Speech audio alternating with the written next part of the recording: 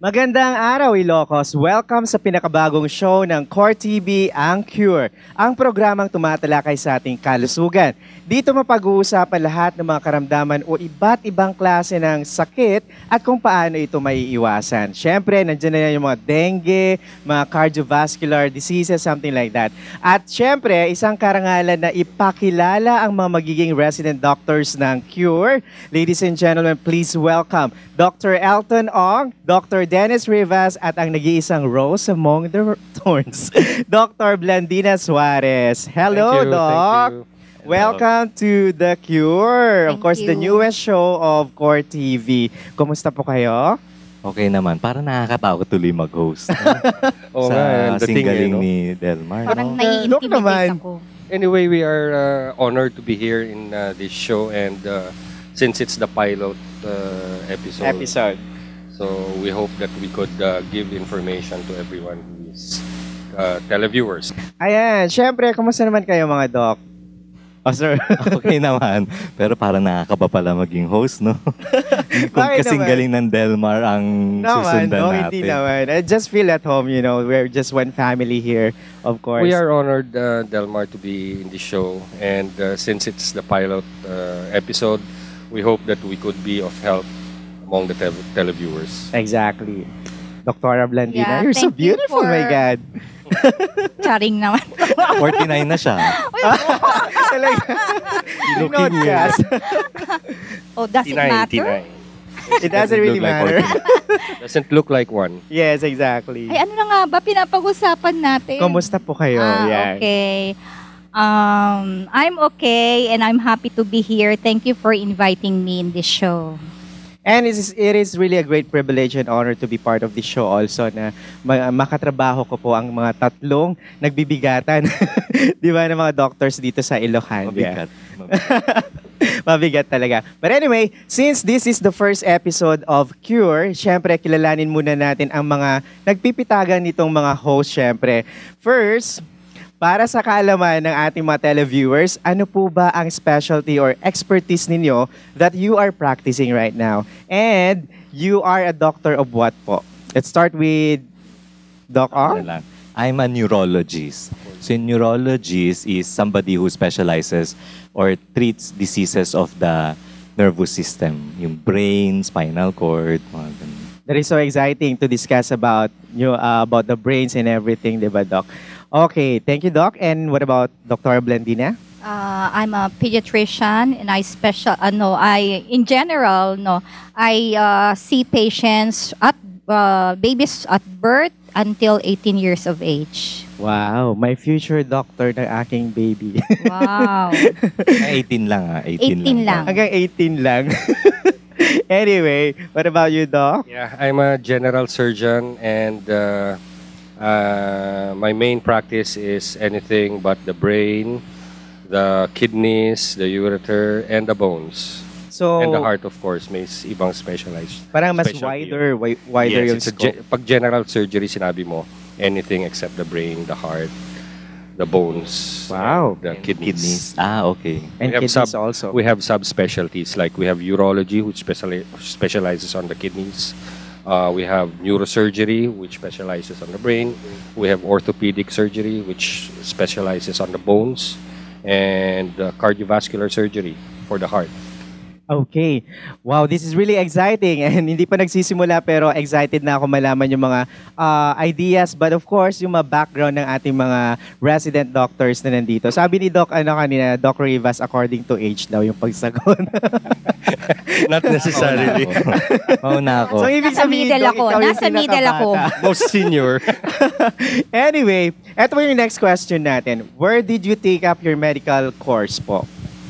Ako ay finish medicine at the University of Santo Tomas. Sa UST. Pero hindi natin siguro natin kailangan sabihin yung year, no? That was a long time ago. Magkukompute na sila ng edad. History na yon. Oh, wala naman, hindi naman nakikita sa mukha, Doc eh. You just look 20, something like that. 20 years ago. Anyway, what about you, Doktora? Ako naman sa University of the East, Ramon Magsaysay Memorial Medical Center. University of the East, mga bigating schools talaga. And Dr. Rivas? Sinabi mo na bigatin schools, no? So I come from FEU. FEU.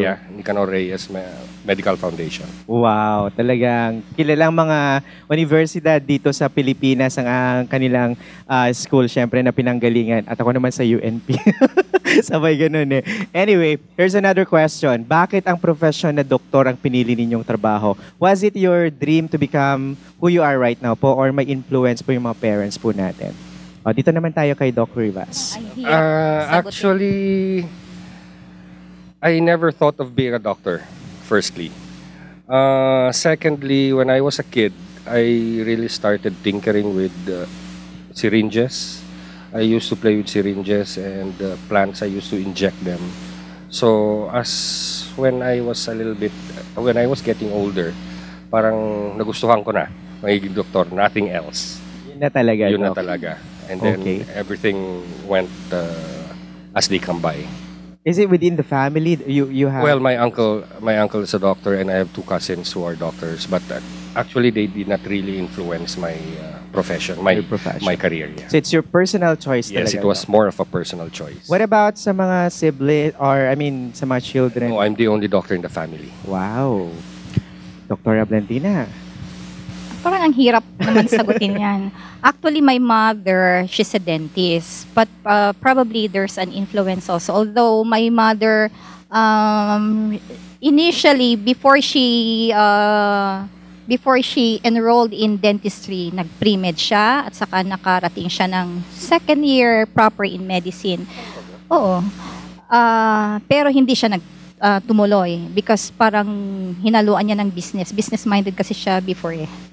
Kasi pag nagme-medicine ka, hindi ka, parang ang hirap mag-business, no? So, ganon. And then later on, ako naman, parang hindi ko din namalayan that I am going to that direction. Parang after graduation in high school, pumunta na ako sa Manila and naglalakad lang ako sa recto. Naglalakad lang ako sa recto. Dala-dala ko yung aking, what you call that, my transcript of record. And then ito mukhang konti lang pila. Konti lang pila. At saka parang hindi na yata kailangan ng entrance exam. Hindi ko na kailangan. Sige, dito na nga lang ako. Parang Hindi ko na kailangan ng entrance exam nung time mo. Ba't ako nag-exam ako? Parang gusto ko na rin mag-doctor, walang entrance examination. Hindi nung time nila. May NMAT. Nung time namin may exam. Hindi ba may NMAT? Okay. May NMAT, National Medical. Walang exam nung time if you, nila. pag tinitignan, wala masyadong kine-question about yung mga, di ba? You just present your grades and then alam sila masyadong tinatanong. Anong pre-med mo? Ano ba? Zoo. Kaya pala Doc? Wala kasing gustong kumuha ng zoology eh. Oo. Kasi alam ko yung mga zoologists noon, sa zoo lang sila nagtatrabaho. Mahirap siya, di ba? Oo. Yeah. It's getting fun and exciting. Napakaganda ng charm ni Dr. Blandina talaga. Anyway. Kanina pa kasi si Dr. Ong nangungulit eh. Talagang binibigyan niya ng emphasis yung panahon mo at saka yung panahon daw niya. Hindi naman siguro kami magkalayo ng edad. Actually, konti lang naman yung gap. Parang 2 years lang. Pinapalaki ko lang. 2 years lang. Okay, it's your turn, Doc. Ako naman actually, I think I became a doctor by accident. Kasi nung maliit ako, di ba pag mga magulang natin tatanungin tayo, di ba? Kung ano bang gusto mong maging paglaki mo? Hindi ko alam talaga kung anong sasagutin ko. So naisip ko siguro magandang sagot ng doktor, di ba? So from that, sinabi ko talaga na gusto ko mag-doctor. Tapos from that time on, I think it stuck to them na, sige, pinagmalaki na nila, sinabi na nila sa lahat, magiging doktor yan si Elton, gano'n. Hanggang sa Wenwine College, na parang, sige, kailangan ng course ko, may kinalaman sa medicine. But eventually, I learned to love it, you know. So, sa family po ninyo, wala din? I'm the first in the immediate family na naging doctor. I have second and third cousins who are doctors. Pero so you are a milestone. I'm the first. Yung mga kapatid ko, hindi lang siya, talaga, he excelled. He's number 1. Wow, Top-notcher. number 1 in the Board top-notcher. In a group of five students. Congratulations. Wow, napagaling naman ni Doc. Humility. Sabay ganun. But anyway, here's another question. When you pass your board examination, nagtrabaho na po ba kayo agad? If yes, saan po? Right after passing the boards, I went immediately to training. Kasi initially, gusto ko mag-stop muna ng 1 or 2 years na mag-moonlight muna ako to practice medicine. Pero sabi kasi ng parents ko, you're not getting any younger. So you have to specialize na right away if you really want to. So I went into neurology. Wala ba yung feeling na kinakabahan ka because this is your first time to embark into a new journey? Parang ganon. That feeling is always there, especially if you're on your own na. Happened to me also. Kasi when you're in training, but you know for a fact na there is a superior who oversees whatever you're doing. Pero once you graduate from medical school, you're on your own na.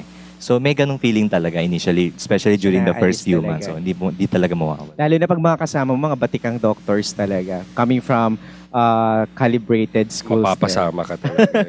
Exactly. Okay, what about you, Doktora? Right after passing the board exam, I came back here in vegan. And then, parang gusto ko lang just to rest, di ba? Parang napagod ako because, di ba? From med school. Yeah. From med school and straight after med school, di ba, board exam, parang napaka-stressful. And then, one time, meron akong friend na resident at St. James Hospital. Yun yung time kasi na paalis na siya for training. So, tinawag niya ako. And then, yun, nandun na ako. Parang nagbabakasyon lang. Pero I really enjoyed, di ba? Kasi pag residente ka pa lang kasi, parang you have somebody at your back na at least you can refer, di ba? Hindi ka nag-iisa. Yun ang feeling ko. Kaya I felt comfortable at the same time. I really enjoyed those times that I was in parang moonlighting. Follow-up question lang daw, coming from that statement, just wanna pick that word na, is it really tiring pag medical course yung kinuha natin? Definitely, Delmar. Yeah. Were you able to have a life also? Like, Ako meron. Oo, meron. Actually, the stressful siya because yung physical and psychological, mental stress. But those times, especially during internship, yung parang, yung mga kasama mo kasi, you have been with them for many years, parang Since first year. magkakaibigan. Yeah. I mean, not only parang magkakaibigan, parang magkakapatid. family. Yeah, because through good times and rough times, magkakasama kayo. So, It's like a family. enjoy It's like a talaga. family. Tsaka in everything you do naman, if you put your passion on it, wala naman talagang mahirap, Doc, di ba? That's right. Okay, what about you, Doc Rivas? I will answer your first question, Del. No? Right after med school, I came to vegan and I applied for the Doctors of the Barrios. So, yeah, it was uso nun. So, you more or less alam nyo na kung anong year yun. No? Kami Anyway, wala. Doctors of the Barrios. For the talagang- Barrios, yeah. We were, For the Barrios. yung mga 6th to 3rd class municipality. That's where I applied. Actually, it's Nagbukel, Ilocos Sur. I was a municipal health officer for almost 2 years. And then when I got a little bored, kasi I'm from vegan and then I have to travel all the way daily to Nagbukel, which is around 35 kilometers. And then coming back, that's another 30. So that's more or less 70 kilometers daily. So it was very routinary already. And then hindi na ako nag-grow doon. Panay, the same cough, colds, fever. Tapos yung mga mga programa nun ng DOH. So I decided to go further training. So I went for surgery. Okay. After that was after, sabi mo, 2 years of medical practice here. So kailangan talaga ng enhancement and what you call that, every year kailangan may mga trainings din tayo because marami mga improvements. Yeah, it's continuing science kasi it's growing. It's Yeah. not stagnant. Okay. So how did you feel nung unang sabak nyo sa hospital po? Pero bago nyo sagutin yan, bibitinin na lamang namin kayo ng konti dahil magbabalik po ang Cure.